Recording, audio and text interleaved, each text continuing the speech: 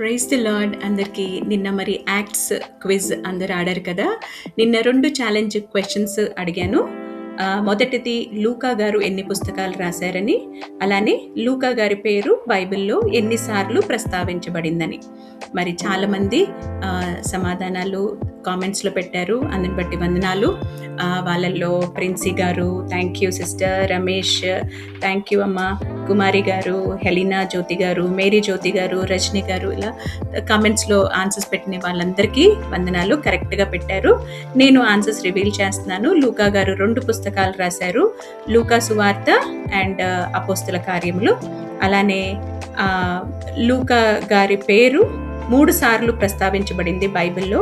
కొలిసీయులకి 4వ అధ్యాయము 14వ వచనంలో, 2 తిమోతికి రాసిన పత్రిక 4వ అధ్యాయము 11వ వచనంలో, ఫిలోమోను 1వ అధ్యాయము 24వ వచనంలో.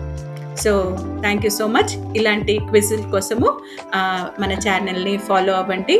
తప్పక లైక్ చేయండి, షేర్ చేయండి. Thank you. God bless you.